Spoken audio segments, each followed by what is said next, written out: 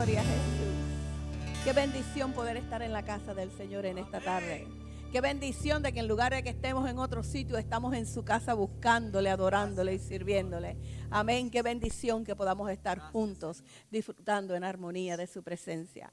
Vamos a la palabra del Señor, al libro de Gálatas, el capítulo 4 en la tarde de hoy. Gálatas, capítulo 4. Gloria a Jesús, comenzando con el primer verso en la tarde. Cuando lo encuentre me dice amén, porque Dios tiene algo poderoso y especial para nosotros. Díselo al que está al lado tuyo. Prepárate que Dios tiene una palabra para ti. Prepárate que Dios tiene algo poderoso para tu vida. Gloria a Jesús. Gálatas capítulo 4. Empezando en el primer verso. Gloria a Jesucristo. Oh, aleluya. Dios es demasiado bueno, hermano. Dios es demasiado bueno. ¿Tú sabes eso? Dios te ama demasiado. Yo creo que tú no, ves, Jessica nada más sabe cuánto Dios la ama. Dios te ama demasiado. Dios te ama demasiado. Aleluya. Dios te ama demasiado. Y tú vas a ver en esta tarde cuántos. Aleluya. Gálatas capítulo 4, comenzamos en el verso 1 y leemos la palabra del Señor a la gloria del Padre, del Hijo y del Espíritu Santo. Dice la palabra de Dios. Pero también digo, entre tanto que el heredero es niño, en nada difiere del esclavo, aunque es señor de todo, sino que está bajo tutores y curadores hasta el tiempo señalado por el Padre. Así también nosotros, cuando éramos niños, estábamos en esclavitud bajo los rudimentos del mundo. Pero cuando vino el cumplimiento del tiempo, Dios envió a su Hijo, nacido de mujer y nacido bajo la ley, para que redimiese a los que estaban bajo la ley. Aleluya, eso fue para que me redimiese a mí. Aleluya. Parece que a mí sola y a más nadie aquí. ¿Alguien más aquí? Sí. Aleluya, ok. A fin de que recibiésemos la adopción de hijos. Y por cuanto sois hijos, Dios envió a vuestros corazones el espíritu de su Hijo, el cual clama, Abba, Padre. Así que ya no eres esclavo, sino hijo. Y si hijo, también heredero de Dios por medio de Jesucristo. Ahora, aleluya, esto nos lleva a un punto bien importante. Vamos a movernos en la palabra un poco más adelante y vamos al libro de Hebreos, capítulo 4, el verso 16. Porque todo esto que acabamos de leer aquí nos lleva en resumen a Hebreos 4, el verso 16. Cuando lo encuentre me dice amén. Por eso, por lo que acabamos de leer, acerquémonos pues confiadamente al trono de la gracia para alcanzar misericordia y para hallar gracia para el oportuno socorro. Por lo primero que leímos, vinimos al altar ahorita. Por lo primero que leímos, porque Dios nos hizo hijos a través de su Hijo Jesucristo y podemos venir a su oportuno socorro. Tomemos asiento en la tarde de hoy. Si yo les digo a ustedes que nosotros vivimos en un mundo lleno de estrés, probablemente es lo que dicen los americanos, un understatement. Probablemente me estoy quedando cortita. Por todos lados que tú mires hay una presión de estrés. Hay presión de estrés por la salud, en la parte económica, en el trabajo, con la familia, las condiciones del mundo, las festividades. Yo he visto comentarios en Facebook de personas que dicen, detesto los holidays. ¿Alguien los ha visto? Comentarios así, detesto los holidays por el estrés, por la presión que ponen en la gente. ¿Ok? El estrés está por donde quiera. El estrés puede llegar a ser fatal en la vida de una persona porque puede consumir y dañar la salud de una persona y es además inevitable. Ahora, la pregunta que nosotros debemos hacernos es cómo podemos nosotros manejar, cómo podemos controlarlo.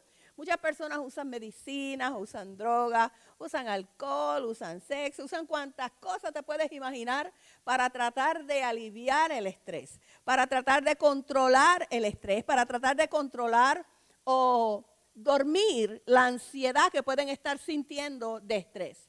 Pero ninguno de estos métodos es efectivo, ninguno. La solución perfecta proviene de Dios y nos ofrece a nosotros, sus hijos, gratis la respuesta para el estrés. Así que dile al hermano que tienes al lado, la respuesta del estrés la tienes tú y es gratis.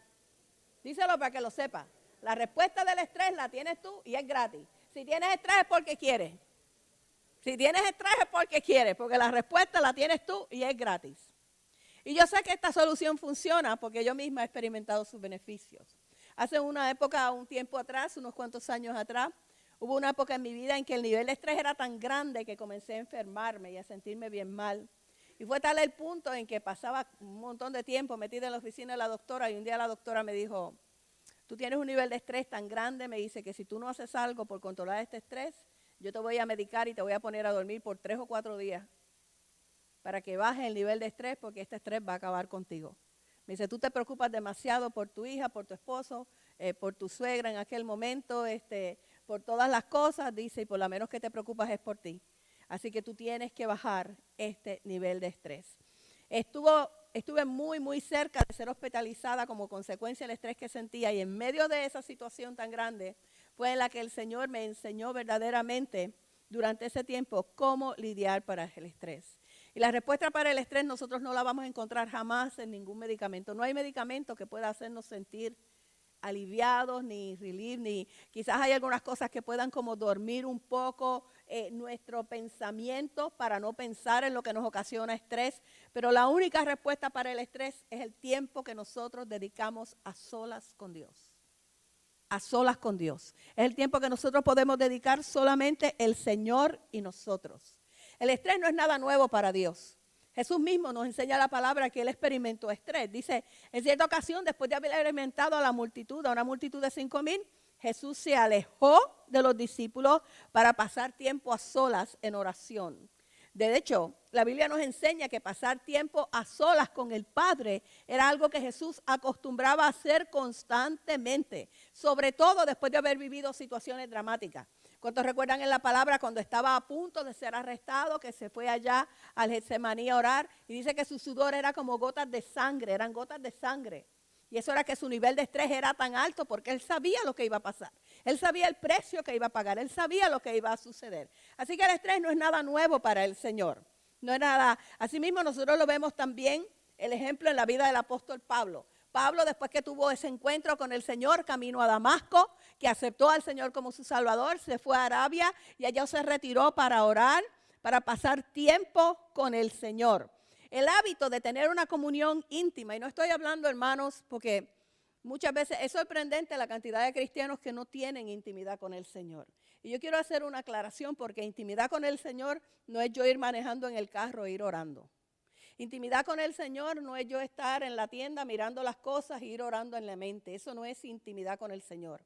Cuando una persona tiene intimidad con alguien, se va solo con esa persona, cierra la puerta. Cuando las parejas van a tener intimidad, se van solos al cuarto, cierran la puerta, no están los hijos, no está el teléfono, no está más nada ni más nadie. Y eso es lo que yo me refiero, tener intimidad. Porque podemos tener comunicación con Dios, hablando con Él todos los días, 5 minutos cada rato. Pero eso no es intimidad con Dios. Intimidad es podernos sentar tú y yo solos, Señor. Ven acá, vamos a hablar. ¿Usted nunca ha invitado al Señor a tomarse una taza de café con usted en el desayuno? Invítelo si no lo ha hecho. ¿Usted nunca lo ha invitado a almorzar con usted? A veces el pastor está allá entretenido viendo los juegos de, ay Dios mío, de pelota, de baloncesto, de fútbol, de lo que sea. Y entonces como a mí, yo con eso no cuadro, a mí no me gustan. Yo me siento en el comedor y le digo, Señor, vente, vamos a desayunar aquí tú y yo. Señor, vente, vamos a comer aquí tú y yo. Vente, siéntate aquí y háblame. Y empiezo a hablar con él y quien me ve a lo mejor por la ventana del comedor, los vecinos dirán, esta está loca, sentada en el comedor ahí hablando sola. Pero a mí no me importa porque yo sé con quién yo estoy hablando, ¿ves? Yo sé lo que yo estoy haciendo ahí hablando con él. Entonces, eso es lo que me refiero, sentarnos y nosotros poder pasar tiempo uno a uno con él. Háblame, Señor. Porque muchas veces, hermano, nosotros dedicamos eso, el tiempo que estamos guiando o el que estemos en la tienda o que estemos en comunicación con el Señor, pide y pide y pide y pide y pide y pide y pide y pide y pide y pide. Pero comunicación con el Señor es nosotros podernos sentar. Padre, gracias te doy por este día. Gracias porque tú me despertaste este día, porque me diste vida. ¿Qué tú quieres hablarme en este día, Señor? Yo siempre te estoy hablando a ti, pidiéndote. Pero ¿qué quieres tú decirme a mí? Porque yo quiero escuchar lo que tú me quieres decir a mí. Porque es más beneficioso para nosotros escuchar lo que Dios quiere decirnos que lo que nosotros queremos decirle a Él, ¿ok? ¿Qué tú quieres decirme a mí? Háblame en este día. Háblame en la mente, háblame en el espíritu, háblame por tu palabra, háblame. Y Dios te va a hablar, Dios te va a sorprender y de una forma que a lo mejor ni te imaginas, Dios te la va a hablar. El hábito de la comunión íntima, el pasar tiempo con el Señor, nos libera del estrés, nos hace libres del estrés, porque cada encuentro con el Señor es un encuentro de fortaleza, es un encuentro de seguridad, es un encuentro de afirmación, es un encuentro de saber todo está bien. Es un encuentro de saber, yo estoy en control de todo. Es un encuentro de saber, no importa lo que digan las circunstancias, yo sigo siendo Dios. Es un encuentro de saber, no importa lo que dijo el doctor, yo sigo siendo tu Señor y tu Dios. No importa lo que haya pasado, lo que diga el hijo, la hija, el esposo, la esposa, el amigo, el hermano, la mamá, el papá, yo sigo estando en control. Yo sigo siendo Dios. Y el Señor desea que nosotros pasemos tiempo con Él básicamente por dos razones. Número uno, para que nosotros tengamos comunión. Cuando dice la Biblia que Dios nos creó a su imagen y a su semejanza, era para relacionarse con nosotros por toda la eternidad. Pero yo me puedo relacionar con una persona solamente cuando yo puedo compartir con esa persona. Hay gente aquí que yo nunca he ido a sus casas. Yo no sé dónde ustedes viven, yo no sé, y quizás hay otros que he ido demasiado. Entonces usted puede estar seguro que con las personas que he compartido más, conozco más y tengo más comunicación y tengo más comunión porque he compartido más. Y no es porque sencillamente digan, voy a compartir con este sí, con este no, con este no. No, es porque nos han invitado, es porque ha habido situaciones, tú sabes, que han dicho, pastor, ¿por qué no pasa por aquí? O nos gustaría que nos sentáramos a hablar o a tomar una tacita de café. Al pastor le dan una tacita de café, a mí me pueden dar un vasito de Pepsi Cola. No pido mucho, nada más que eso.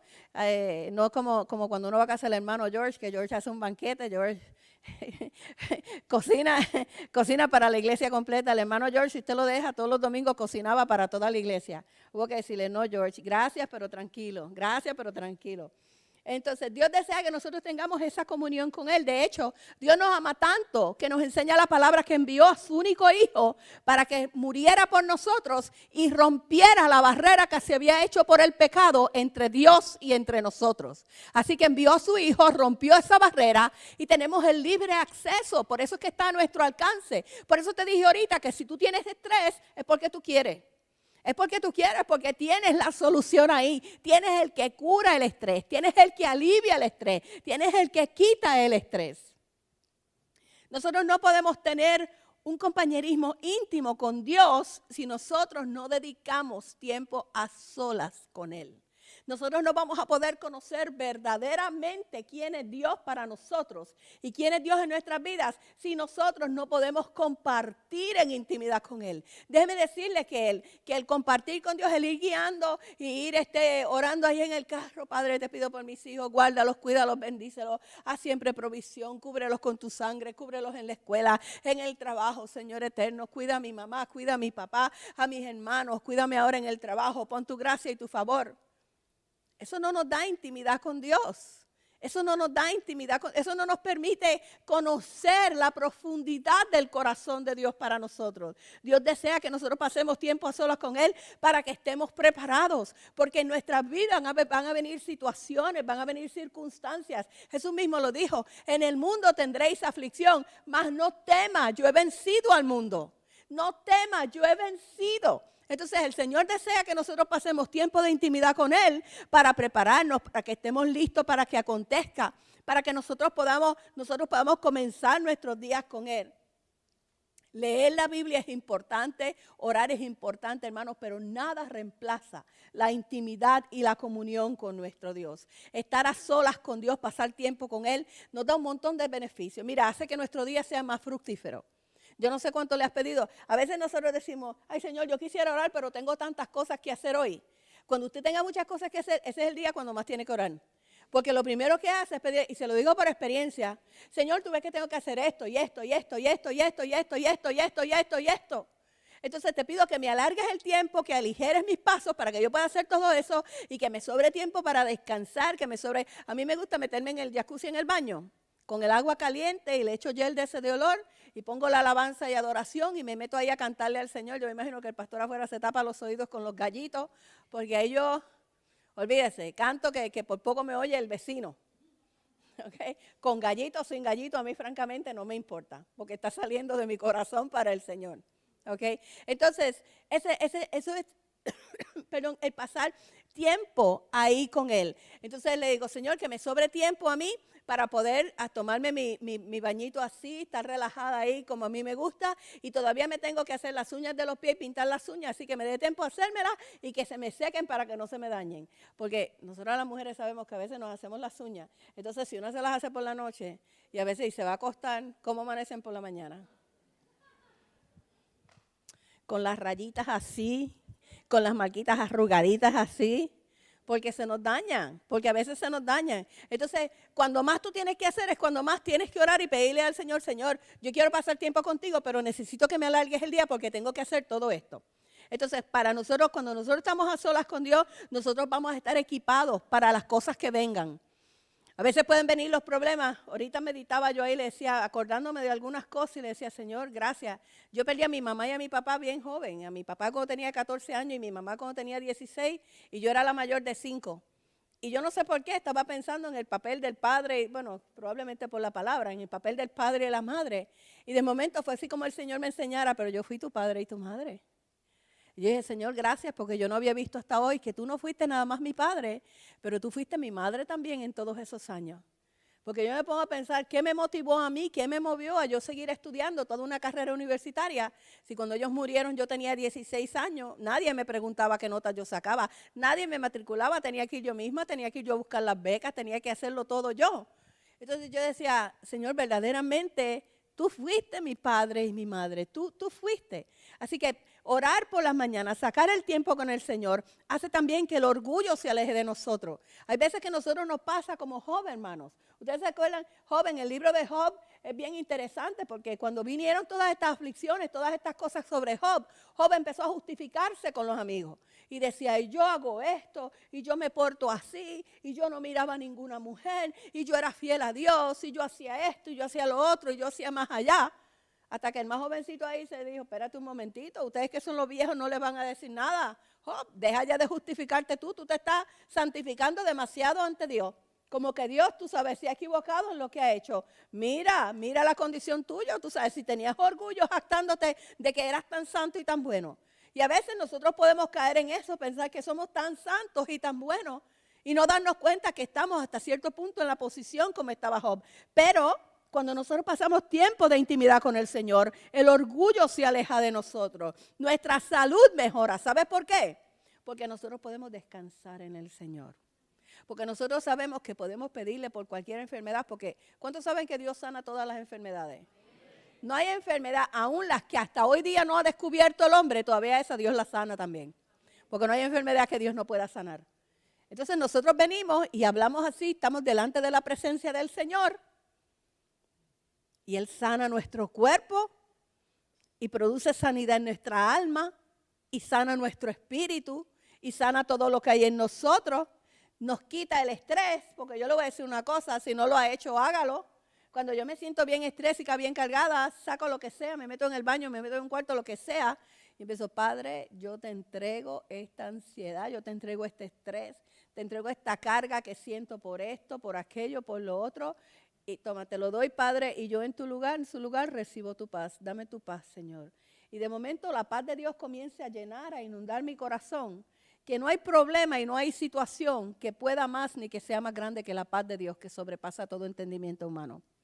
Dios desea que nosotros pasemos tiempo a solas con Él también para que nuestras relaciones interpersonales mejoren. ¿Sabe qué? Cuando uno está tranquilo y lleno de la presencia de Dios y lleno de paz, pueden pasar cosas alrededor con el esposo, con la esposa, con los hijos. Y en vez de uno decir, pero muchacho, ¿cuántas veces te voy a decir que dejes eso? En vez de uno salirle con una más rebascada y una mala crianza al esposo o a la esposa. Caramba, papito, pero deja, se lo has dicho 1000 veces. Papá, pero deja eso. ¿Cuántas veces te voy a decir que dejes eso? Caramba, amor, ya te he pedido 500 veces que me friegues los platitos del fregadero. ¿Tú crees que puedas sacar de tu ocupado itinerario de ver el televisor? ¿Puedes sacar un ratito para fregarme esos platitos? Porque, sí, o estoy diciendo una mentira. Estoy diciendo la verdad. Estoy diciendo la verdad cuando nosotros pasamos al tiempo con el Señor, todo mejora. Cuando nosotros sacamos tiempo para el Señor, nosotros recibimos paz, recibimos gozo, recibimos la fortaleza del Señor, confiamos más en Dios, nuestra comunión con el Señor se vuelve más estrecha, Dios comienza a revelarse a nosotros, comienza a enseñarnos cosas sobre Él, nosotros comenzamos a ver a Dios manifestado en nuestras vidas en cosas que antes no habíamos visto. Yo escuchaba una vez el testimonio de un pastor y él decía que él nació en una familia bien religiosa y que de pequeñito siempre acompañaba a su abuelito a misa. Todos los días el abuelito iba a misa, todos los días, y él pequeñito se iba con su abuelito. Y claro, le cobraba con dulces al abuelito por acompañarlo, pero todos los días se iba a misa. Y todos los días cuando salían de misa, el abuelito le decía, tú vas a ser un sacerdote, tú vas a ser un sacerdote para Dios, tú vas a vivir dedicado para Dios. Y él decía que él en su corta edad le decía, sí, abuelo, así va a ser, yo lo recibo, así va a ser. En su corta edad, un niño pequeño. Pero entonces dice que vino un día, según empezó a crecer, vinieron las tentaciones de la adolescencia y todo eso. Y todas las tentaciones y toda la libertad de la adolescencia lo hizo apartarse de aquella búsqueda del Señor, de aquel caminar con el Señor. Y dice que un día cuando tenían 16 años, el Señor de una forma llegó al corillo de él, llegó al grupo de él y comenzó el Señor a tratar con ellos y ellos como que sí, le entregamos el corazón a Jesucristo, pero sí, como que no. Y dice que las pasiones juveniles fueron mayores y fueron tan fuertes que verdaderamente él dijo, no, lo del Señor vamos a dejarlo para después que yo estoy joven y tengo que vivir mi vida. Y yo tengo que disfrutar de mi vida ahora porque yo estoy joven. Y entonces siguió con la vida suya hasta que él dice que destruyó su vida y que la destruyó por completo. Él dice, destruí mi vida, decía él, como jamás pensé que pudiera ser destruida. Él dice, Jesús no tuvo que venir a reparar mi vida, Jesús tuvo que venir a hacerla de nuevo, porque el nivel y el punto de destrucción que había en mi vida no tenía arreglo. Jesús tuvo que hacer mi vida de nuevo. Y dice que un día cuando ya no podía más comenzó a llorar. Bajó la guardia y dice, comenzó a llorar y comenzó a caminar por las calles y decirle, Señor, yo destruí mi vida y no hay nadie que pueda ayudarme. Yo destruí mi vida y no hay nadie que pueda arreglar mi vida. Y dice que después que caminó media ciudad, llegó, él dice que no sabe cómo, a una iglesia donde por causalidad divina de Dios había un servicio un sábado en la tarde. Y dice que él entró a la iglesia y se sentó allá en el último banco. Y dice, habían como 300 personas orando. Y contaba él en su testimonio que cuando él entró, tan pronto se sentó, dice, algo en la reunión cambió. Era un culto de oración, pero dice, todo el mundo comenzó a hablar en nuevas lenguas. Algo en la dinámica de la reunión cambió. Y todo el mundo hablando en lenguas, dice, bajo una presencia del Espíritu Santo. Dice, y de momento una muchacha, una joven que está sentada frente a él, que ni lo había visto ni lo había oído, porque él llegó silencioso y se sentó ahí atrás. Dice que se paró y comenzó a hablar en lenguas, dice él, pero eran unas lenguas diferentes. Y tomó en el espíritu como autoridad sobre la reunión. Y dice que de momento se viró y comenzó a hablarle, el Espíritu Santo, a hablarle a él directamente. Y le decía, hijo mío, te amo, te he estado buscando, preséntate a mí santo. Deja tus adulterios y tu fornicación y tu pecado y preséntate a mí. Y dice que ahí mismo delante de todo el mundo comencé a decirle cosas que nadie sabía, sino solamente él. Dice que él hizo como el libro de los Corintios, que dice que entrará el incrédulo en la congregación y estarán ahí hablando lenguas y por la presencia de Dios el incrédulo caerá de rodillas. Dice, así mismo me pasó a mí. Yo caí de rodillas y me postré ahí y entendí lo que decía en la palabra, lo que pasó el día que tú y yo abrimos nuestro corazón a Jesús, el día que tú y yo aceptamos a Jesucristo, cuando aceptamos la invitación de acercarnos confiadamente al trono de la gracia para alcanzar misericordia y para hallar gracia para el oportuno socorro. Él entendió ahí lo que tú has entendido a tu forma y a tu manera el día que tú viniste al Señor. Lo que yo entendí el día que yo vine al Señor. Pero yo no vengo a hablarles hoy de demasiadas teologías ni muchas cosas, sino quiero compartir con ustedes una palabra sencilla que va a cambiar tu vida. Yo quiero dejarte saber que nosotros tenemos un Padre.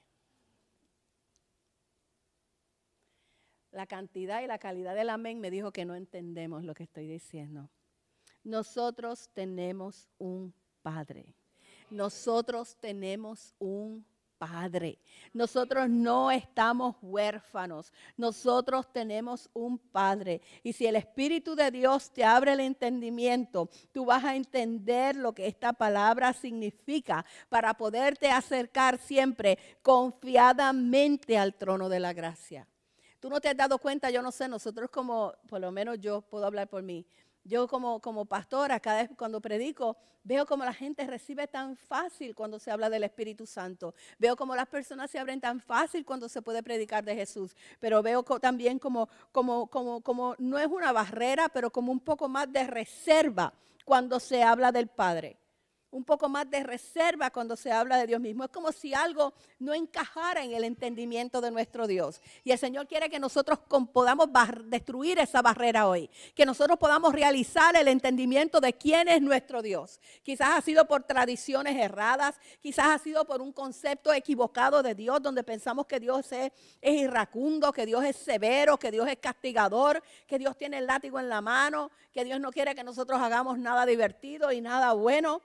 De ahí es que nacen, de ahí es que han nacido todos los intermediarios, todos los intercesores, los mediadores que el hombre ha inventado. De ahí es que ha nacido el clamarle a los santos, el clamarle a las vírgenes, el clamarle al niño Jesús. Y yo me pregunto en esto, pero ¿a qué niño Jesús le están clamando si Jesús no es un niño? Jesús es un hombre, es un Dios todopoderoso sentado a la diestra de Dios Padre. ¿A qué niño Jesús le están clamando? Porque el niño Jesús ya no existe, ya no es niño como tal. Es adulto, es el Rey de Reyes, es el Señor de Señores. Pero muchas veces nosotros como creyentes no accesamos, no entramos al trono de la gracia donde está la bondad de Dios por una formación errada como le pasó al hijo pródigo. Cuando el hijo pródigo tomó su fortuna y se fue e hizo con ella lo que quiso, cuando se arrepintió, ¿qué fue lo que dijo? Volveré a casa de mi padre y quizás me trate él como uno de sus sirvientes. En su mente y en su corazón él no podía entender y pensar que el amor de su padre fuera a ser tan grande para que a pesar de lo que él había hecho, el padre fuera a recibirlo como padre. En su mente él no podía entender y pensar que a pesar de lo que él había hecho, el papá lo iba a querer igual todavía. Entonces él mismo, por lo que él pensaba de su padre, se bajó y dijo, bueno, yo voy a regresar y a lo mejor él me va a tratar como a sus sirvientes. Olvídate de como a hijo, me va a tratar a mí como a sus sirvientes. Él nunca pensó que el papá le daría la posición original que tenía. A veces también, en ocasiones tenemos una formación irregular donde nuestro padre natural fue severo, fue distante, no estuvo presente, porque a veces el padre puede estar en la casa pero no estar envuelto en la vida de los hijos. Y es tan ausente como un padre que no está dentro de la casa también. Y a causa de eso no podemos manejar una relación con Dios por la amarga experiencia con nuestro Padre en la tierra. ¿Sabe? Mi papá fue un buen proveedor porque nunca nos faltó nada. Y siempre se aseguraba de que estuviéramos seguros. Pero solamente una vez, bueno, yo me acuerdo, dos veces. Cuando yo estaba en el baile de graduación de 8º grado, que él estaba bailando el vals conmigo, me dijo, qué orgulloso me siento de ti. Y la otra vez fue el día antes que él le diera el derrame cerebral cuando murió. Me dijo, ¿no me vas a dar un besito de buenas noches? Y ahí me estuvo raro porque nunca me daba besitos ni nada, ni me pedía besitos ni nada. O sea, siempre estuvo ahí, pero no había comunicación, no había expresiones de amor. Yo no puedo decirte que yo me acordara que él me dijera, ni mi mamá tampoco, francamente, que me dijera, te quiero, hija. Nunca, nunca. Entonces, muchas veces eso, yo recuerdo al principio, se me hacía difícil establecer una relación con Dios, porque yo pensaba inconscientemente aún en la relación con mi padre, y como no tuve una relación en realidad con mi padre, ¿qué relación podía tener con Dios? Y a veces nos pasa eso a nosotros. A veces a lo mejor nuestro padre se ha ido y nos ha abandonado y no hemos tenido una relación con Dios, y como se fue y abandonó a nuestra mamá, nosotros pensamos que Dios nos va a abandonar a nosotros también. A veces nuestro padre quizás fue abusivo físicamente en alguna forma y pensamos que Dios como Padre nos va a tratar de esa forma, nos va a tratar de esa manera.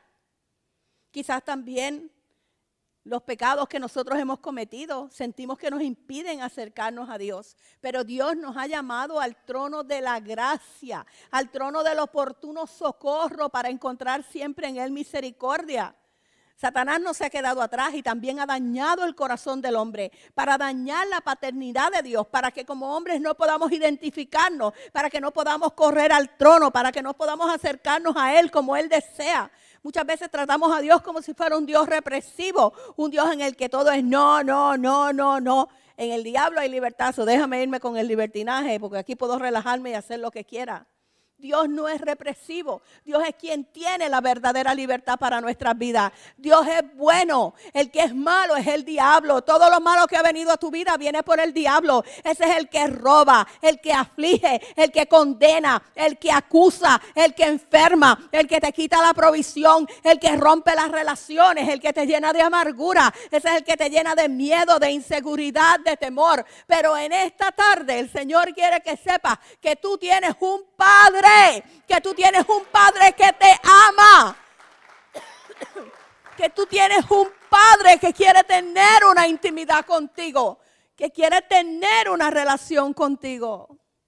Muchos dicen que son adoptados por el Padre. ¿Hay alguno aquí que haya sido adoptado por el Padre? ¿Ninguno de ustedes ha sido adoptado por el Padre Dios? Déjame ver la mano. ¿Quién ha sido adoptado aquí por el Padre? Pues le voy a decir una cosa. Voy a derrumbar de su mente el concepto de adopción por el Padre. Porque nosotros no hemos comprendido, cuando la palabra habla del concepto de adopción del Padre, no hemos comprendido lo que es. No hemos entendido lo que verdaderamente es. La palabra que Pablo usa para adopción en la Biblia viene del griego y es la palabra que se conoce como huiotesía, que es colocar o establecer a alguien como hijo. Déjame ver. Armando, ven acá, please.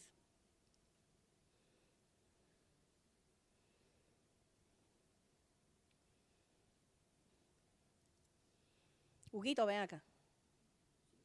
Hey.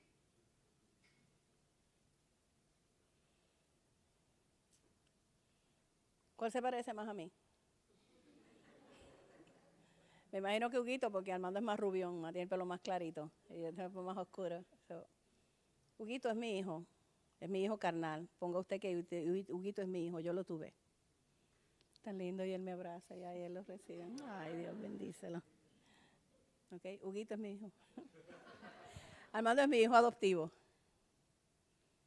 Ok, cuando usted habla de hijo adoptivo, ¿qué viene a su mente? ¿Qué viene a su mente cuando habla de hijo adoptivo? ¿Ah? No es tuyo, ¿verdad? No es tuyo. Aunque yo pueda darle mi nombre, Armando, te vas a llamar Armando Rosario ahora. Aunque yo pueda darle mi nombre, aunque yo pueda ponerlo en mi herencia, aunque yo pueda darle todo lo que tengo, decirle, Armando, aquí está la llave de mi casa, entra lo que necesites, ahí es tuyo. Aunque yo haga lo que sea, dentro de nuestra mente y dentro de nuestro corazón, hay unas palabras que dicen que ¿qué? No es suyo, es adoptado. No es suyo, es adoptado. Entonces, cuando nosotros escuchamos esta palabra en la Biblia y dice la palabra de Dios que Dios nos ha adoptado, nosotros relacionamos la adopción de esa misma forma. Pero yo quiero, gracias, mi santo. Denle un aplauso al Señor por estos valientes hermanos. Pero yo quiero enseñarte qué es lo que verdaderamente la Biblia dice. Porque la Biblia no dice que tú eres adoptado como Armando. Me perdona, Armando, ¿ok? La Biblia no dice que tú eres adoptado como adoptamos a Armando. La Biblia dice que tú eres tan hijo como lo es Huguito. Que tú eres hijo así como lo es Huguito, de la misma forma. Porque lo que se conoce no se refiere a la adopción como nosotros lo conocemos en nuestra civilización. Se refiere a otro tipo de adopción. Por ejemplo, un padre de familia, cuando tenía hijos, se le llamaba en griego tecnón. Ese era el niño era un tecnón, porque era un niño menor de edad, que entonces pasa lo que pasó. ¿Se acuerda cuando nosotros empezamos a leer en el libro de Gálatas? Los primeros versos que leímos. Entre tanto que el heredero es niño, en nada difiere del esclavo, aunque es señor de todo, sino que está bajo tutores y curadores hasta el tiempo señalado por el Padre. Cuando los niños nacían en la cultura en aquellos tiempos, los niños eran asignados a curadores, eran asignados a maestros que les enseñaban, que los educaban, que los preparaban, hasta que los niños tenían como 14 o 15 años. Durante ese proceso el niño se llamaba tecnón, era la palabra griega. Esa era la palabra. Y cuando el niño llegaba a esta edad, el padre, por eso dice hasta el tiempo señalado por el padre, porque no había una edad específica. Pero cuando el padre decía, mi hijo está listo ahora para ser mi hijo. Había sido menos hijo antes, porque estuvo bajo curadores y educadores. No había sido menos hijo antes, había sido hijo como quiera, ¿verdad? Pero el padre dijo, ok, llegó el tiempo de que mi hijo pase a ser mi hijo ahora, con la ceremonia de vida. Pase por el proceso de adopción, que era como se conocía el proceso en aquella época. Y cuando el niño cumplía 14, 15 años, el padre llamaba a toda la familia, a las amistades y hacía una fiesta. Era una ceremonia con un traje especial, porque en esa fiesta el niño pasaba de su condición de ser tecnón a ser huíos. Huíos quiere decir hijo con la autoridad y la credibilidad del padre para poder administrar los asuntos de la casa. Era un cambio de condición. No era un cambio de persona porque seguía siendo la misma persona. Era un cambio de condición. Y a esa ceremonia le pusieron el nombre de ceremonia de adopción, que en griego era huiotesia.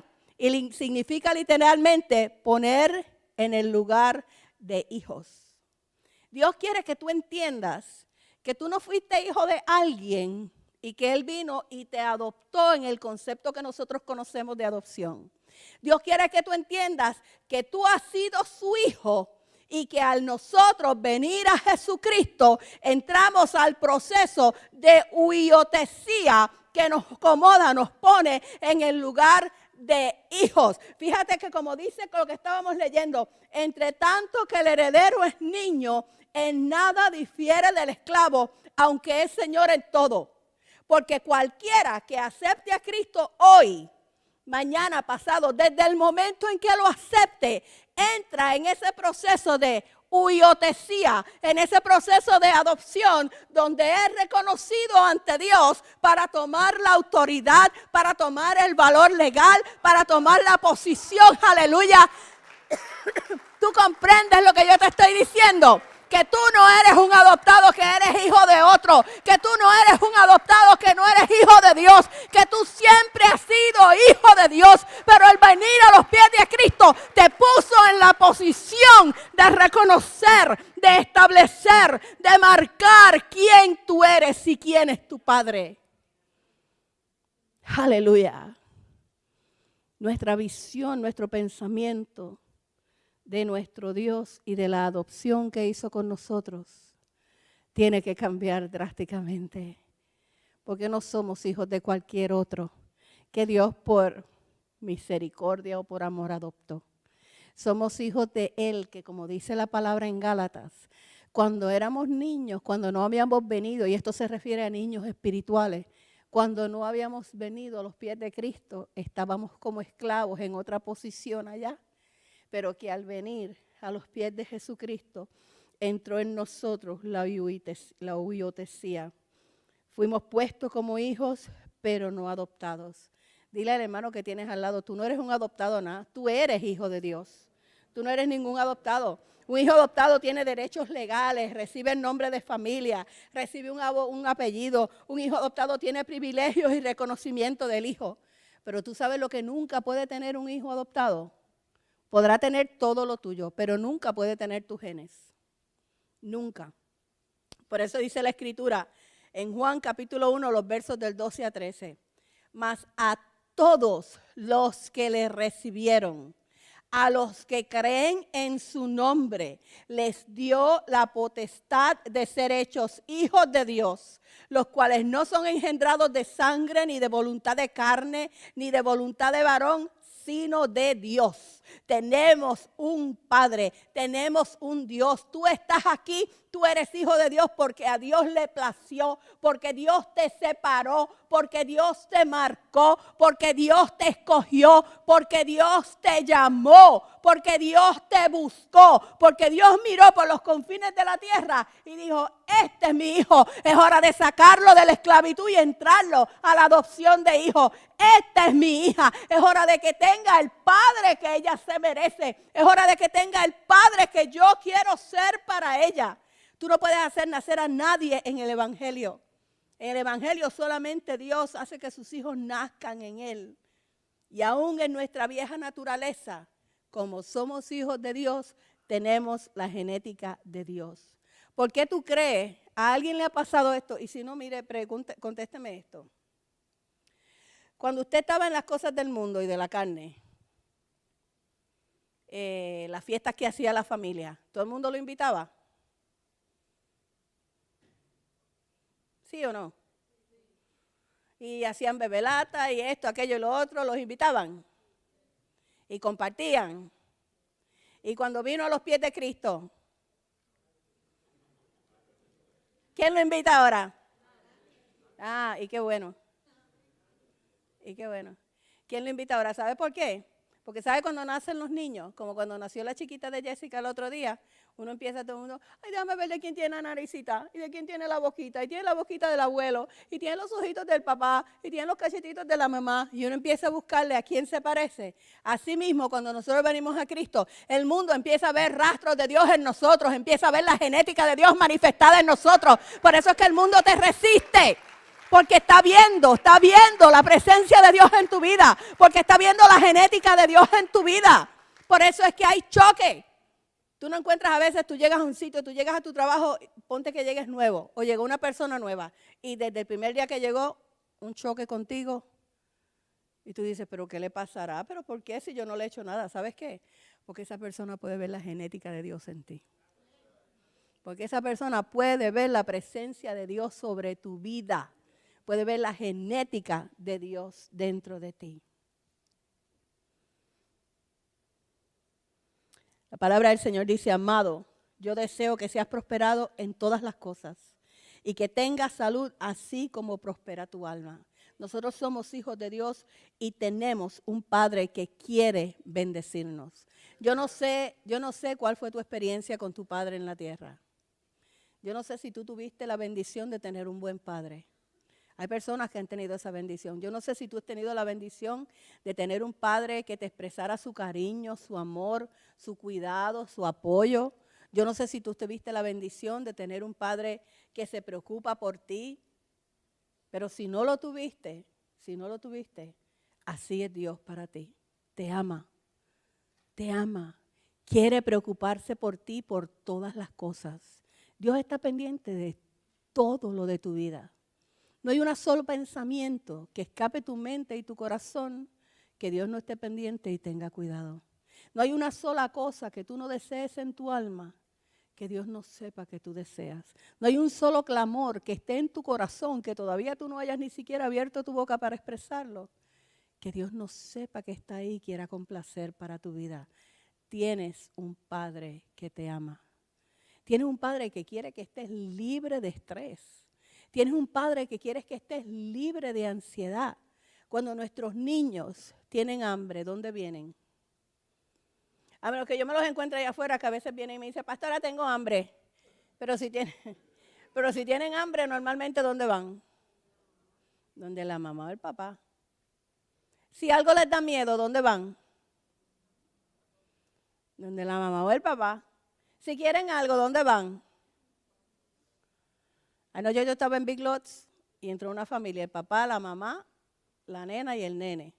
Y los dos nenes agarraron unos peluches grandísimos.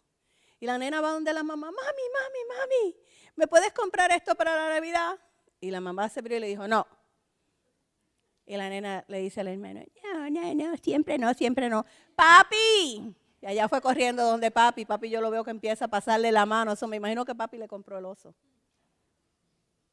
Porque tenemos un Padre que quiere todo lo bueno para ti. Tenemos un Padre que se preocupa por ti, que quiere que tú estés en paz, Que quiere que tú entiendas y sepas que no hay situación en tu vida que Él no pueda controlar. Que no hay situación en tu vida que Él no tenga control. Solo pídele, háblale, dile lo que necesita, dile lo que hay en tu alma, dile lo que hay en tu corazón, dile lo que tú estás esperando, dile lo que tú anhelas. Toda buena dádiva, dice la palabra, y todo don perfecto proviene del Padre de las luces, de nuestro Padre. Colosenses dice que Jesús es la imagen del Dios invisible. Y cuando nosotros leemos acerca de Jesús, nosotros estamos viendo cómo es el corazón del Padre, porque Jesús está haciendo todo lo que ve el Padre hacer. Entonces, cuando nosotros vemos a Jesús compadeciéndose de los enfermos y yendo y sanarlos, es como ver al Padre compadecerse de los enfermos. Cuando vemos a Jesús diciéndole que, permitiendo que recibiendo a los niños, es como lo hace el Padre, a pesar del obstáculo y la oposición de los discípulos, porque ese es el corazón del Padre. Cuando Jesús llegó a la tumba de Lázaro, Jesús sabía que Lázaro había muerto. Para eso no fue sorpresa para Jesús, que Lázaro estuviera muerto. Jesús sabía que Jesús iba a resucitar a Lázaro. ¿Y por qué lloró? ¿Por qué lloró Jesús? Que es el pasaje más corto de la Biblia. Por si no lo saben, Biblia trivia. ¿Cuál es el pasaje más corto de la Biblia? Jesús lloró. Cuando llegó allí vio a Lázaro. Y supo que Lázaro se enteró allí, ¿verdad? Vio a la familia allí. ¿Por qué usted cree que Jesús lloró? ¿Por qué? No. Jesús llegó allí y él sabía que Lázaro estaba muerto y él sabía que lo iba a resucitar. Él lloró porque él vio el dolor de Marta y María llorando por su hermano. Él lloró porque le dolió el dolor y la aflicción de estos hermanos aquí, de los amigos de Lázaro allí, sufriendo porque su amigo estaba muerto. Jesús se compadeció de ellos y en sus manos estaba el poder de la vida. No le dio la vida, no resucitó a Lázaro. No lo hizo nuevo, no cambió el llanto de ellos en gozo. Pues así mismo, díselo al que tienes al lado, Jesús quiere cambiar tu llanto en gozo. No estés triste, Jesús quiere cambiar tu llanto en gozo. Jesús quiere cambiar tu llanto en gozo, igual de la misma forma. De la misma forma. Por eso te dice, echa sobre mí tu ansiedad. Echa. Pablo dice a los romanos, Dios nos ha dado a su Hijo Jesucristo y con Él todas las cosas. Hermano, y si tú y yo tenemos a Cristo, y dice la palabra de Dios que tenemos con Él todas las cosas, no tenemos necesidad de nada. Vamos a ponernos en pie en esta tarde.